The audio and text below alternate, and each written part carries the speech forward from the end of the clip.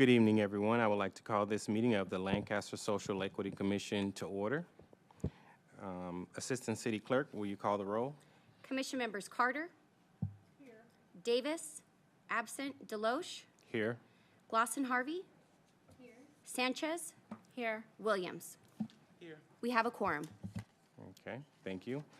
Do we need to have a vote to excuse the commissioners that are not here? Okay. Okay, today we're going to skip the invocation and I'm going to ask Commissioner Sanchez, would you lead us in the Pledge of Allegiance?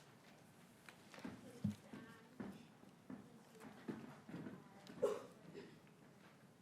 pledge allegiance to the flag of the United States of America and to the republic for which it stands, one nation, under God, indivisible, with liberty and justice for all.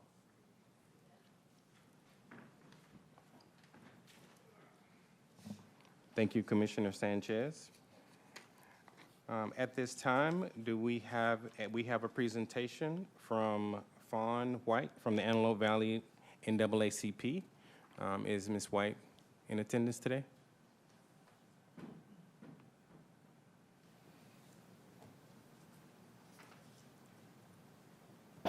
Hi. I really don't have a presentation. I didn't know it was a presentation. It's an introduction. Just wanted to thank you. So I was a little. So you have to forgive me because I'm just getting off work. Yeah.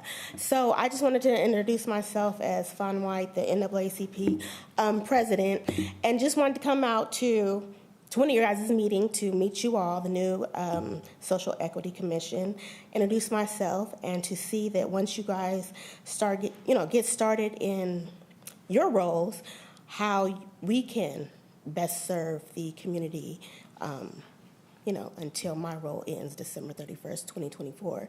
So basically, that's my presentation, to come out here, introduce myself, and then, like I said, see once you guys get started how we can work together to, make this better. And invite you guys out to our general membership meeting. We have a meeting tomorrow. So you can go to our website at naacpav.org to get the Zoom information for that meeting tomorrow. You guys are all welcome to come out. And that's pretty much my presentation. Short and simple. Well, thank you, Ms. White, and congratulations on your appointment. Thank you, thank you. Well, we look forward to working with you in the past. We've worked with the NAACP on the Juneteenth celebration and other things. So, right. And I think that will come up later in the meeting today. Okay. Thank you. Thank you. All right. Okay. All right, at this time, we're going to move to the public safety update. This is going to be coming to us from Chief Armelin.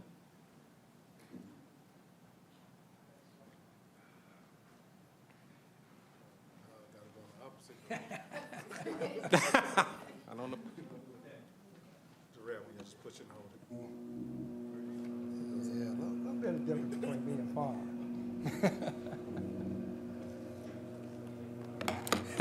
There we go. I think that'll do it. Well, good afternoon, commissioners. It's fantastic to see you all again.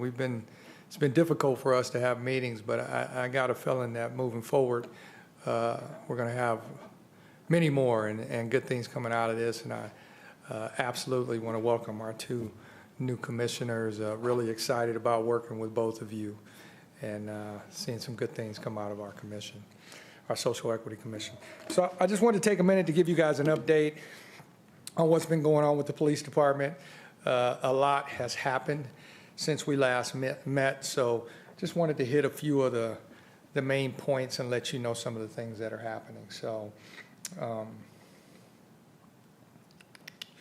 we did have our groundbreaking on what's going to be our new police facility, and it's going to be right behind us. It's the old Antelope Valley High School District building. I think it's that way. That way, the old Antelope Valley High School District building. The city purchased that, and they are going in and revamping it now. It needed a lot of work, and we've been told that it'll be prepared and we'll move in by June 30th. I think that, and they're working hard. I've been in there a couple of times. They're getting a lot done quickly.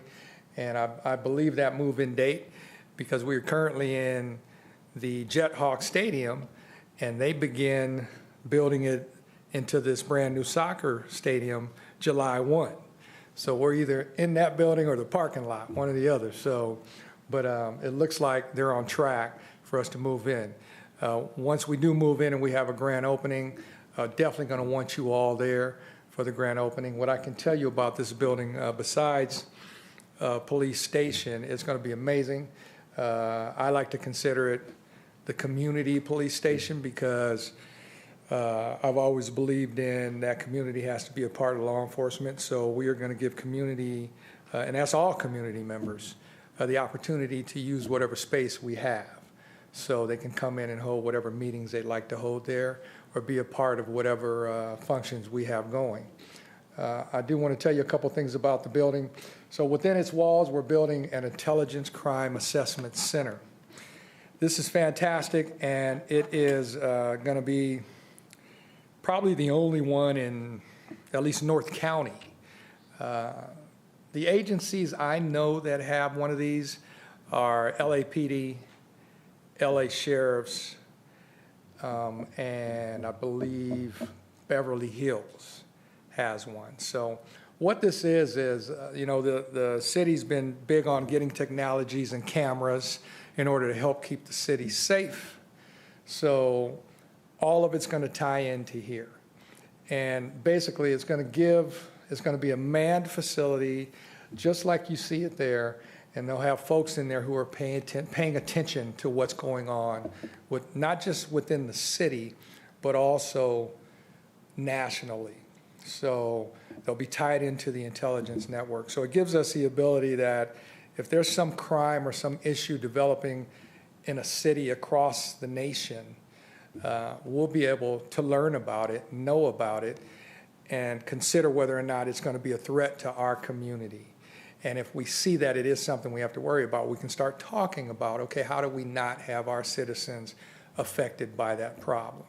So it'll be open, and folks can tour it and look at it, and we're just really excited about it.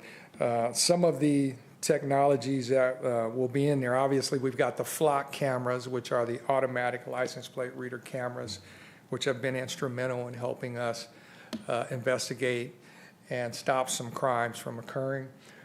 Something else that we just recently got will be that we just recently got is Shot Spotter.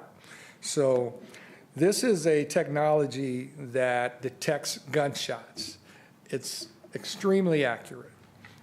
In fact, I believe I apologize, I think it's 95% accurate, somewhere 95, 98% accurate.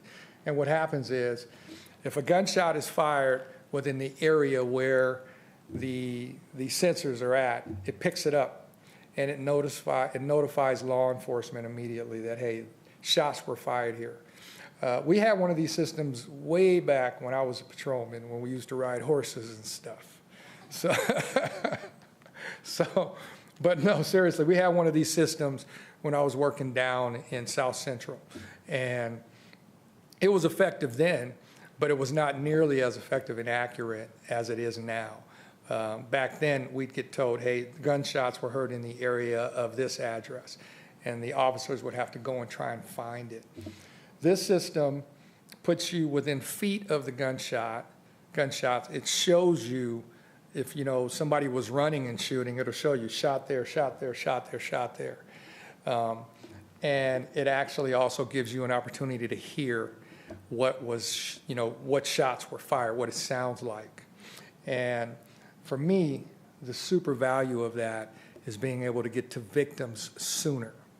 So there's been incidents where people have been shot and law enforcement has been called out to gunshots and they can't find the victim, and then the next morning the person's found in some lot somewhere. This is going to take us to where that shot was fired, and we'll be able to send us and the fire department in and hopefully save lives. It's also going to help us investigate.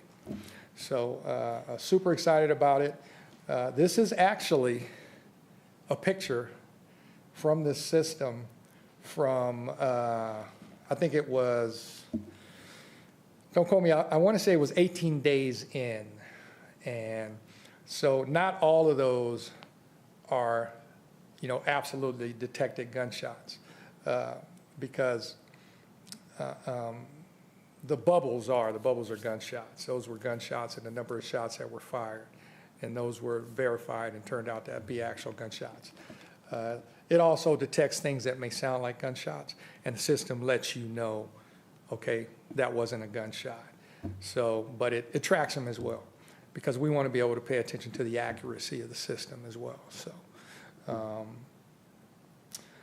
So we're excited about that system. Also want to let you know within the center, I'm extremely excited about this. So this is a virtual reality training system that we're bringing in there. And so what it does is it gives the officers and whoever else the ability to work with moving subjects on a movie screen. There's thousands of scenarios loaded into it, but you can also create scenarios. So for me, the value of that is if we've had an incident where a shooting occurred and there's concerns or questions about it, we can recreate it and take officers through training and talk about, okay, can we create, should we look at de-escalation? Should we look at what conversation took place? Should we look at what other options were there? And give other officers the ability to learn from those scenarios. We're talking about, we can deal with mental health issues. We can deal with domestic violence issues. So we can create any scenario we want. And it really gives you the ability to improve officer interactions because you can control it. So an officer can, you can take him through a scenario and you can control the system so that if he says and does the right things, the subject comes down to where we need him at. So if he doesn't, maybe we decide to elevate the subject, teach the officer that, hey, you're saying the wrong things. Try it this way. So these are extremely valuable systems. The other part is that we're going to open it up. Like I said, we're going to be a community-led police department. That's our motto, community-led policing. So we want community members to go through this because, one, we want you to experience what the officers have to experience, but I think the other super value of that is we get your feedback.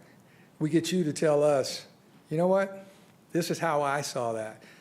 Maybe if you tried this, or maybe, this is what that felt like to me.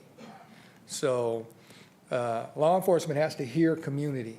We have to hear you. We have to not only hear what you want to see out of law enforcement, but what you think about, the job we're doing and the experiences that we're going through. So this is a great opportunity to do that. And I'm definitely going to make sure that all you guys get a chance to go through and experience it. So we got our police cars in, our first set of police cars. I hope you like that design. I came up with it. I want it to be different. I want folks to realize, oh, that's the Lancaster Police Department. That's not the Sheriff's Department. So that's why we changed our design. I do want to tell you, we're definitely always looking at technology. Technology is important in law enforcement. It really gives you the ability to deal with issues sometimes where it doesn't have to be an interaction with the officer. Sometimes it's better handled by the technology, or the technologies give you the ability to deal with the situation in a safer manner. So with these cars, they've got some technology that I am pretty sure is not in Southern California yet. It may be in California somewhere. That little tiny spotlight that you see, that little L-looking thing on the end, is the old big round spotlight. And what we learned is that those lights made the A-frame weaker when they had to put them in, so it causes a safety issue for the officers. These new lights do not do that, and they're actually remote controlled by the officer inside the car. They're a little bit less, intrusive, or intimidating looking, if you ask me. And they're really bright, so they give a real good brightness so they can see what they're doing. Also, we added something called the Blueprint Sync System. So what these are is it syncs the lights up on the car. So all of you have probably seen the end of a pursuit or an incident where a bunch of police cars have pulled up and you got lights going all over the place, you've got sirens, you've got, it not only can be intimidating, but it can be confusing. So, and then there is an officer safety factor when you consider, you know, guys getting in a pursuit, and then everybody who gets there has to figure out, you know, let me turn, or gets to the end, figure out, let me turn this off, let me turn that on, let me kill this siren. Quite often it's forgotten. So what this system does is, when that first officer comes up and sets his lights and siren, everybody else can just pull up. And as they throw it in park, their cars automatically sync to what everybody else is doing. And I feel like the real value of that is, one, it gives the officers the ability to pay attention to what they're doing instead of adding some distraction that could cause a problem. But it also is less confusing and easier on the public that's going by. Can you hit play on that? So you'll see they're all synced up.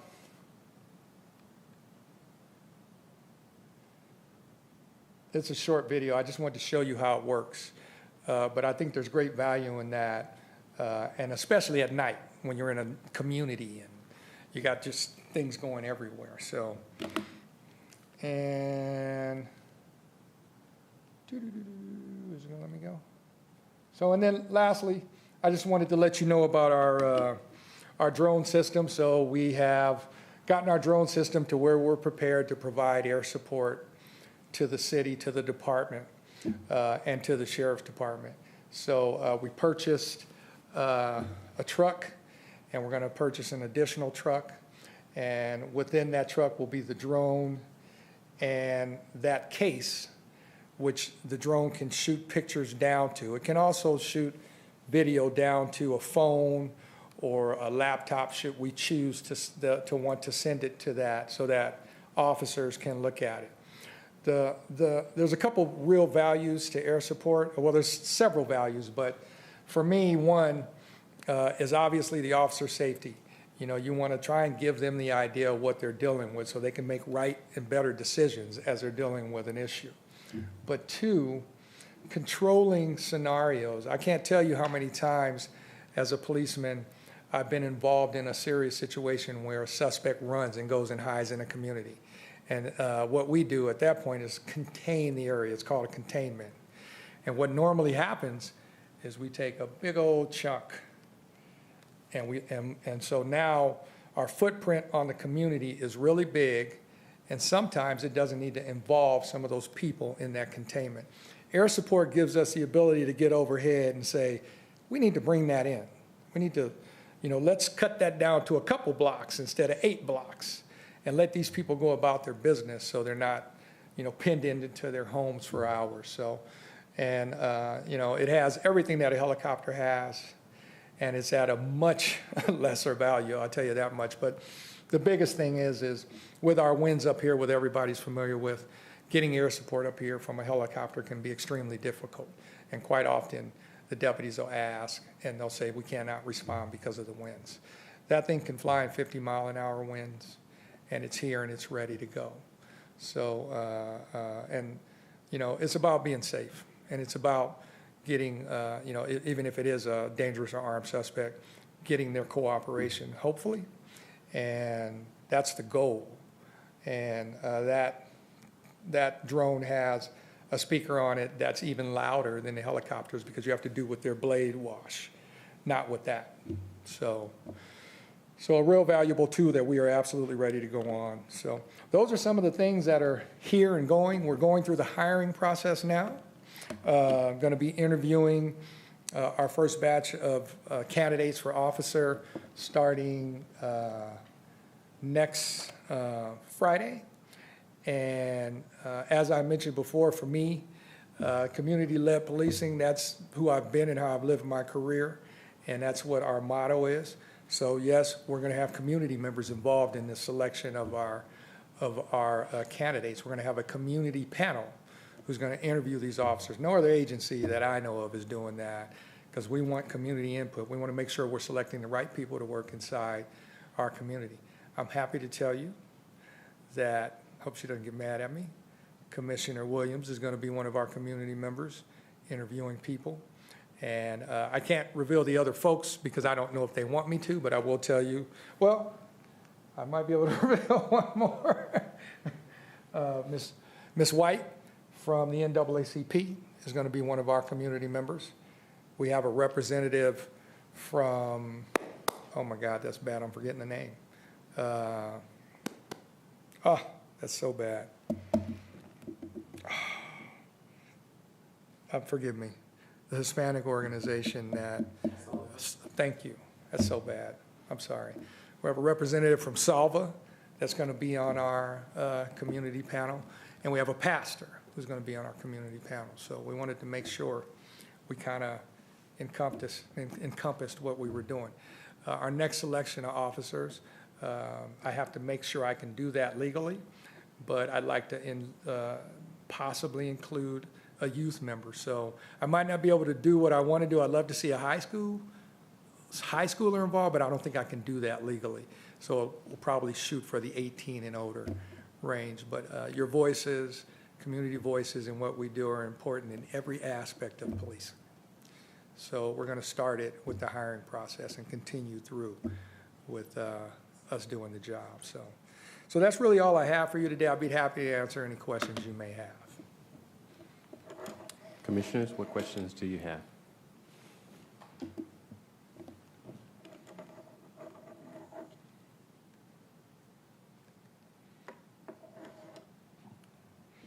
Okay, can everybody hear me? I can hear me. We got you. Good. Wonderful. This looks good. I have some questions surrounding the, what is the flock camera? Oh, I'm sorry. I should have explained that more. So the flock camera are, you've probably heard of those. We've had them now for, I want to say 6-8 months or so. Okay. They're the automatic license plate reader cameras that we got. And we got those when I first, actually longer than that, because they've been in place for about 8 months. But I started that process when I first got here. So these are stationary cameras that read license plates. They only capture license plates and the back of the car. They do not do facial recognition. In fact, they don't get the front of a vehicle to ensure we don't get faces. So, and what they do is, if a vehicle is wanted pretty much anywhere in this nation, law enforcement is notified immediately and can tell where that vehicle is at if it drives past one of those cameras. Does not notify law enforcement of any other vehicle other than if it's been entered into the system for a wanted vehicle. And then that allows them to go. I haven't looked at the statistics recently, but I know the first 2 weeks, we captured 2 murder suspects. I want to say it was around 14 or so stolen cars. There were 2 or 3 assault with a deadly weapon cars where they had done shootings out of the cars, and then a couple robbery vehicles. So they've been really instrumental in identifying those vehicles and letting us know if they're in the area. So, and that's pretty much how they work. They have an investigative aspect of it too. If a crime has been committed, and actually, you all may remember. Tragically, several months ago, we had a 4-year-old that was shot in a road rage incident on Sierra Highway. And those cameras are what allowed us to find those suspects, because they had a partial license plate and a description of the vehicle. And so the other benefit of those cameras is if you're looking for something that's wanted, you can put that into the system. And if that car passed in front of the cameras, it'll search it and say, hey, it drove past me. And it can even be three of the license or, partial numbers. And it led them to the area where the car was at. And the suspects were found in a nearby hotel and taken into custody. So that's the other way they work. Can I follow up with Oh, that? yeah, absolutely. With that, is that something that the Lancaster Police and the Los Angeles Sheriff's Department are working together? And how does that work? Is with it being city cameras, is it you all do it first? Because to my understanding, the police force is more quality of life issue as opposed to getting this, you know, the 4-year-olds killer, so on and so forth.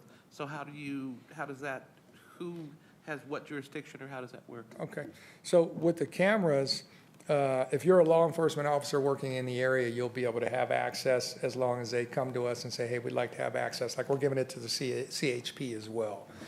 So any area officer, including ours, you know, will get notified, hey, there's a wanted vehicle over here.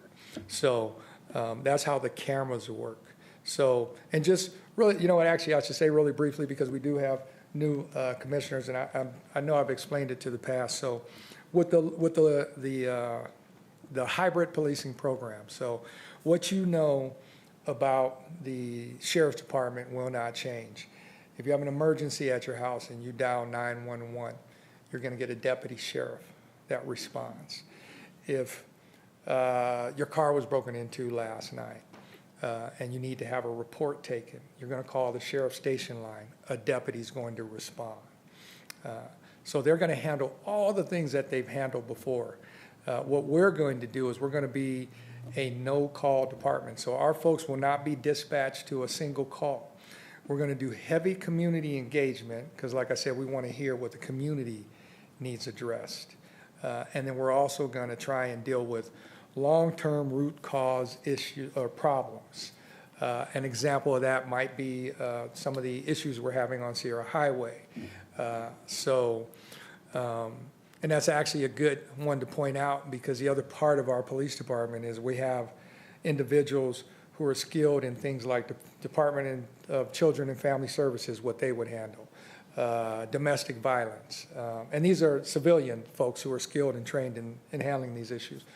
Homelessness, mental health. Because what we want to provide is a holistic approach. So I can tell you after 35 years, law enforcement cannot and should not think that they are going to arrest their way out of these problems. That's not the way it works. We have to solve the problems. We have to bring a different approach. And that should include, for a department like ours who will have time, identifying issues. You know, if we learn of, say there's a residence where there's continuous domestic violence calls going. I would like for us to have the ability to contact them as long as they're willing and say, hey, can we help? How can we help you guys fix this problem? Allow us to figure out what we can do to help. And if they're willing, we want to provide whatever services we can, because we're going to develop relationships with all the entities that do some of these other things and have them thinking Lancaster first, and be able to say, hey, let's go in and fix the problem, instead of, showing up when it's too late and then somebody goes to jail because, there's a whole bunch of other things that have to go. It could be, I'll share my favorite idea, and some of you have heard it, and it's I've termed it Prayer Fridays. I don't know, it might be a Tuesday or a Monday, but we're developing our own clergy council, and it'll have some other name, a faith group. And we're getting pastors from every faith, because we got some fantastic churches and many churches out here. And what we're going to do is, if we learn of a location that is a problem, that could be, Sierra Highway, that could be, I've recently learned of a liquor store where there's some real kind of gang issues going on, or it could be a residence where, the community's just kind of being terrorized by individuals who live there. So one of the things we're going to do is we're going to take as many of these pastors and parishioners as we can get, and we're going to go spend about 4 or 5 Fridays praying right there on the sidewalk in front of the house. And for me, that's 2 things. One, we're bringing that higher power. God can cure anything. I ain't got to tell you guys that. We all know that. So, but the other thing, too, is we're bringing a problem to light. And most of these issues need to grow in the dark, you know, and if we bring it to light, we'll probably have an effect on it that way as well. So we're going to do a lot of different things, but jurisdictionally, we have the ability to do everything that the sheriff's department does. Our officers can make arrests. They can make traffic stops if they have to, but that's not what we're looking to do. We're looking to deal with the problems that are out there and work with the organizations in trying to solve them. So, and then partnering with the community. We absolutely want to be a part of restoring public trust and all those things. So we think we have a really good ability to do that. And that's why it's important that we have your voices involved in the selection of the officers, because we want to have the right guys. I'm expecting my guys to go by first names. You know, I've talked to a lot of, over the years, I'll tell some of you my first name. You all call me Chief anyway, but you always hear Rod when you talk to me, because that's how I did my work in the streets. I didn't understand guys who didn't want to share their first name. You think they can't find your first name if they wanted to? I mean, you're supposed to build it. That contact's supposed to be on the basis of friendship until they show you differently, and then you have to think about how you deal with a person. But if you don't start it on friendship, it's headed in the wrong direction to start with. So, any other questions? I have a couple. I had a few questions, but I'll just, around your police recruitment, I'm wondering a couple of things. What kind of channels? I thought I was talking. I can hear myself well. But yeah, a few questions about the recruitment process that you're using. I think this is really great. I'm seeing it as an opportunity in this community for more people to become gainfully employed. And that's a big thing for me. So I just wondered, like, what types of channels you're using to get applicants for the positions, about how many police are you looking to hire? Are these, is there going to be like people that need to have experience being a cop already, or will there be an academy set up at some point? A lot of questions. And even the recruitment process and using a panel, is there some sort of background that the panelists must have in order to be able to select this? Like, yeah, just a little bit of more background on your recruitment process. Absolutely, great question. So we use the regular channels and we put it out on, well, first let me tell you this. So we're looking to hire experienced officers because we're starting small. We're brand new, we're starting. In order to have an academy, you have to have an existing department, because when those officers get here, they have to go through a training program. So we're not set up to do that. So our initial 8, we want experienced officers. We're even looking at recently retired officers. And the reason that I appreciate that is because experience means a lot, and you learn a lot as you grow in law enforcement. So, and individuals absolutely learn, okay, you know, I can get a lot of the stuff I need to get done with this, this, and this, you know, and that's what we're looking for. So, and I also want everyone to know we're open to a variety. You know, I want to see officers from different agencies because there's different ideas and different thoughts in that. So, you know, if you're LAPD, if you're Beverly Hills Police Department, you know, San Gabriel. And, you know, interesting enough, I've gotten a lot of that in this initial group of applicants. They're individuals from different agencies, and I think that's important. So we're excited about that. We also want to be as reflective of the community as we possibly can be. So I want us to reflect the community as best possible. That really is dictated on the applicants that we get, but I know I've been trying my best to get to every culture and say, hey, I want to see you come over here and work with us. So As we grow, we could possibly get to where we're hiring new officers and sending them to the academy and then having a training program, but that's definitely a ways off. And then, oh, I'm sorry, you asked about the process. Yeah, we're going to do all the processes that every other police agency would do. We're going to have a background, psychological, physical agilities, medical, you name it. We're going to do all those same things. And that's whether they're a lateral guy who's coming from another agency or not. We're putting you through it because we need to know who you are and what you're about. So, yep. Any other questions? Yes. With the public safety officer, with the public safety building being a no-caller station, what will be officers' approach to responding to specifically the information data that they get from ShotSpotter? So ShotSpotter, we'll be notified of it. We'll know what's going on.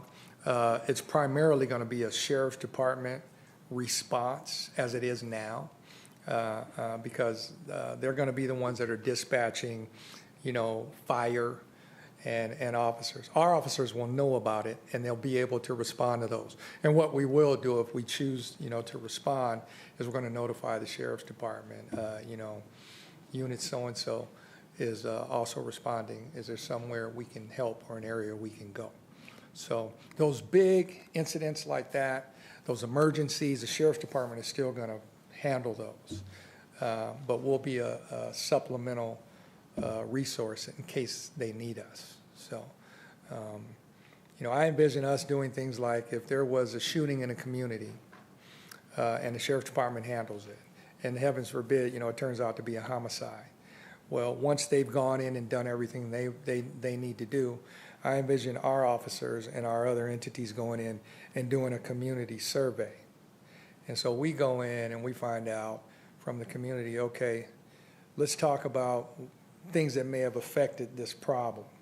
And so let's say we go and knock on a door and the lady says, hey, those street lights are always out. They're always out and it's dark and it allows people to hang out and that's not a good thing. Well, my officers, thanks to the mayor and the council, have been given the ability that if we call Public Works and say, hey, there's street lights out, the next day they're getting over there. Whatever they're doing, they're going to drop in, they're going to put those street lights out because we need to show the community that we can fix things. Same for graffiti. If, there's a bunch of graffiti on the wall. We'll call and that next day that graffiti's coming down. So that's where our benefit will be, being able to work in those communities and those areas and say, okay, how do we fix whatever may have caused this if there is something that added to the reason it happened. So, when you showed I think the ShotSpotter map, was that more of a mock-up? Because I was looking at it and I thought, how can you determine the streets? Is it really going to have that? Does it have detail on it as to where these areas are, what streets these are? Yeah. Wow. So what that map is right there is basically, I just had somebody go to the system and say, hey, give me a map of what we've seen or what the system has said has happened over the past 18 days or whatever. So, and I don't want everybody to panic because a lot of those boxes were not gunshots. But the circles, the balloons absolutely were. So, but I wanted to kind of just give something that shows, we're trying to see as much of the city as we can and know what's going on. So what they get is it actually gives you if it has the ability to grab it, it gives you a picture of the street. Boom, this is where it's at. Or the house. Boom, this is where it's at. If it can grab it from some public information system. If not, it sends an address. Says, this is where it's at, and it was this many feet from, the such and such curb line. Or, and then it also sends you an audio recording of what was heard, which is important because you know, to be able to hear, you know, that, okay, there was 6 gunshots, pop, pop, pop, pop, pop, or here, there were 6 gunshots, brrr. You want to know that when you're going in. Yeah, you want to know that, so, yeah. I have a couple questions. Sure. So, I know you will be hiring officers, but what other job opportunities will be? Great question, thank you. So we are absolutely hiring other positions. As you saw, we hired the Let's, there was some confusion over that too. The folks who are in the gray shirts and the blue pants, those are law enforcement technicians.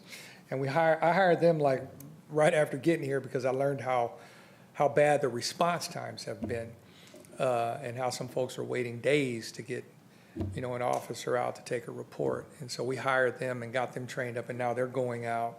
They are civilians, they're not sworn officers, and they work with the sheriff's department, and the sheriff's department gives them calls that are lower, you know, that are like report calls, like my car was broken into or my house was broken into. So they're here and they're working.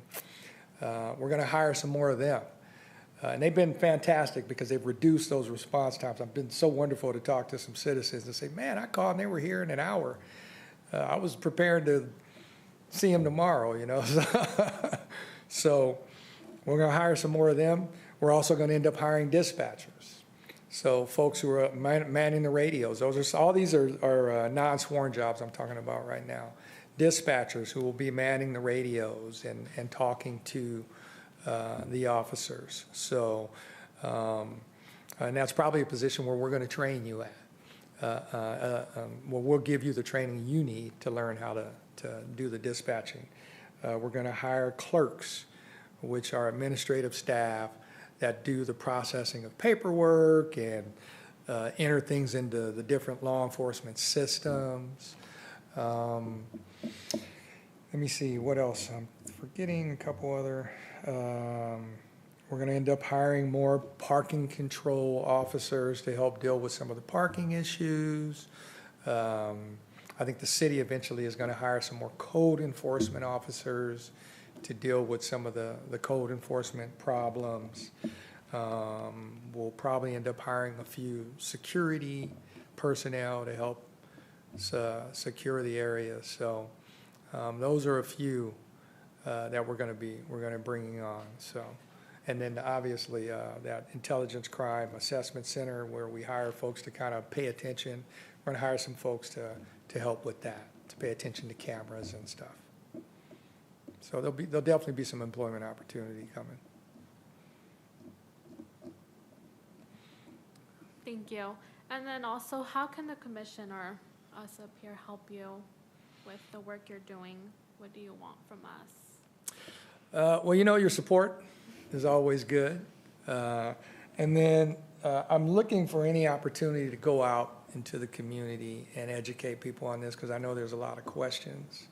And it's important that we make sure folks understand what we're doing and who we are. So I'm open to any event. I don't care if it's a quinceañera, I'll go.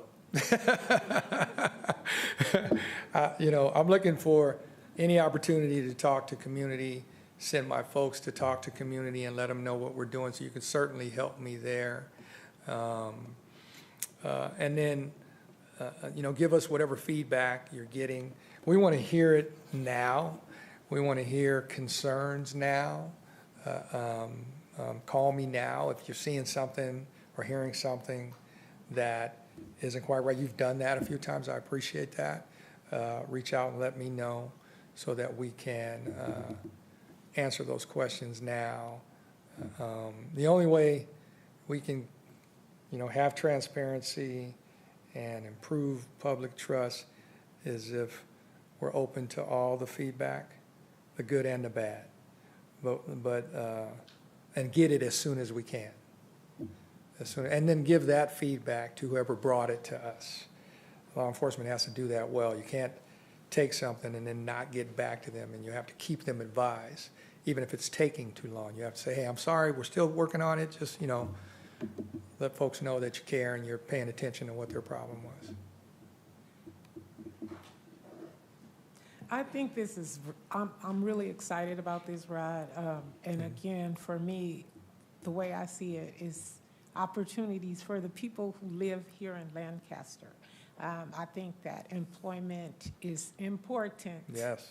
And it's probably, it's basically the foundation of how people are able to have a place to live, a place, food to eat, clothes on their back.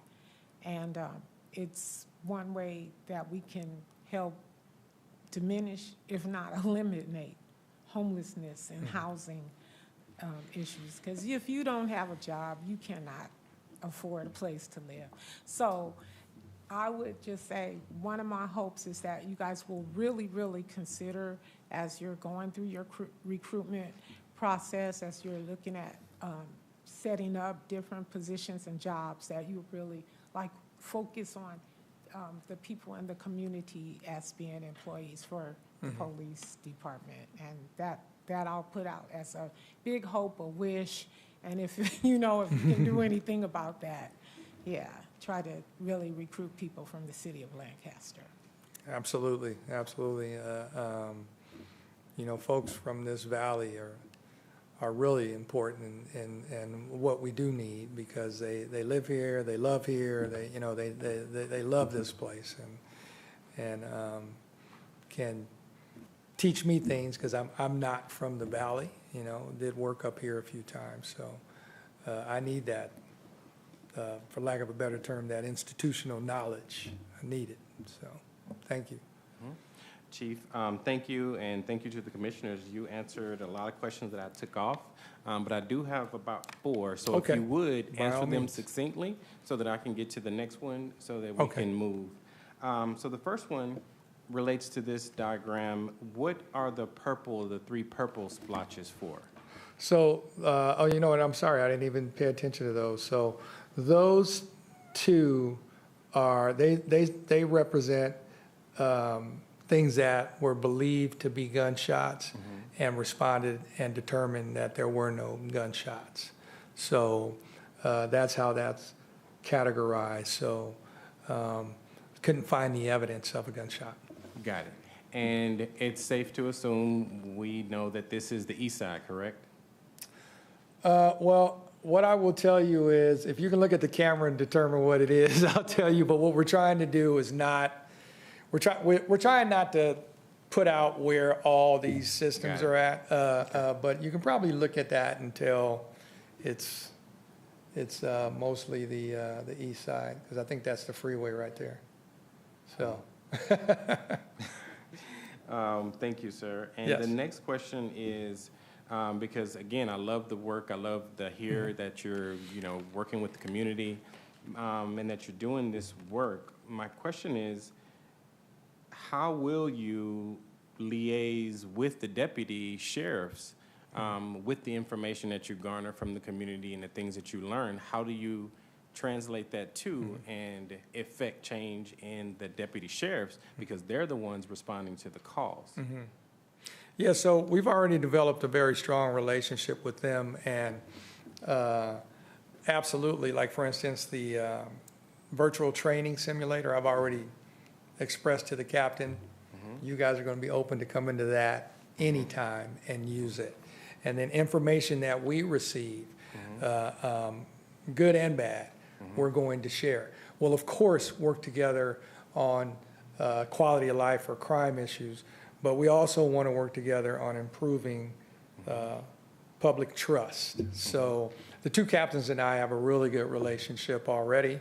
And once we are fully up and running, one of the things we want is to identify 2 liaison officers that will continue, and they'll probably be sergeants, that will continuously meet and communicate about what each side is doing. So. Thank you. That is very important, because to the community, whether the suit is blue or green, they don't see a difference.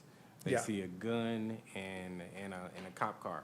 Yeah. So again, you will get the same feedback that they get when they show up on the scene, and vice versa. But again, the information that you're getting has to go to them, because you guys are almost like the rock stars, and they're almost like the grunts. So again, how do you get that information to them? I think that's going to be That's a critical. fantastic point, and you're absolutely right, sir. We have to have that. So, Good. The next one is about the system. When might this VR system be ready? so we have we get our facility June 30th, and then at that point, all the systems and technologies have to be moved in. I apologize, I'm not sure how long that would take, but I'm sure it's within a couple months, because it's all going to be paid for, and they're just going to start coming in and putting it in. Thank you. And I think the fellow commissioner asked how many people would you be hiring? You said 8? Is that what I heard Yes, you? yes, the Okay. initial hire is going to be yes, sir. And the other question I had was about cadets, but you said there will be no cadets because these are going to be experienced officers. What, let me just clarify. Oh, you mean brand-new police officer, like trainee cadets? Yes, sir. Yes, Oh, sir. So okay, there I'm sorry. won't, so what they're interviewing for Okay. will be actual officers. They will Yes. take in, swear in, and start work. Yes. So there are no cadets. Because we are going to look at an Explorer program, which some people call cadets as well, where we're working with the youth. Yes, sir. The next question is surrounding when these people are, I don't know, when will the vetting process start for these people who come on? When the community members and yourself interview them, will the vetting process already have been done? And when I say vetting, a part of it is looking at their negative interactions. You know, will you be looking at negative interactions in their jacket? And so again, will that be before the interviews or after the interviews? Well, pretty much every law enforcement hiring process starts with an interview process. Okay. So, and actually for me, that's kind of like really important that it starts there, because you want to hear about them. You want to be able to ask them, tell me about yourself. What kind of policeman were you? Tell me about the best thing you ever did as a policeman. And giving the community the chance for that. And then we say, okay, these look like some pretty good candidates. You know, you select who you want to go with. And then all that other vetting, the background. The background is absolutely going to be taking a look at their, what they did as an officer in their packets. As long as we can still get to them, we're definitely going to take a long look at those. Great, love it.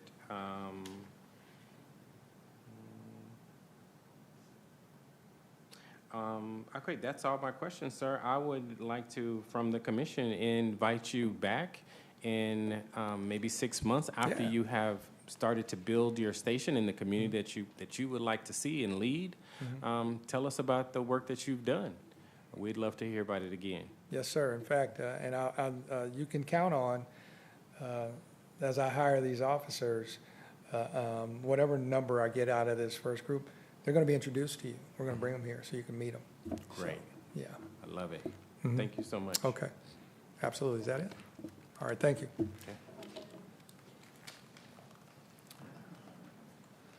All right, I'm going to move us back. Do we need to move back to public business from the floor and non-agendized items? Okay. This is the time to address the Lancaster Social Equity Commission on the non-agendized matters. Speaker cards can be found on the back table of the council chambers. And for anyone, individual speakers are limited to 3 minutes each unless a different time limit is announced. State law prohibits the commission from taking action on items not listed on the agenda. Thank you. Okay. Hearing no speakers, I think we're going to move to commissioner comments. The floor is open to the commissioners.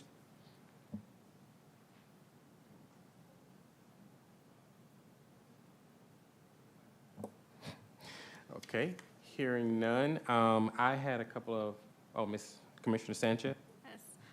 I just want to welcome our 2 new commissioners, and I'm excited to see what work we'll be doing together.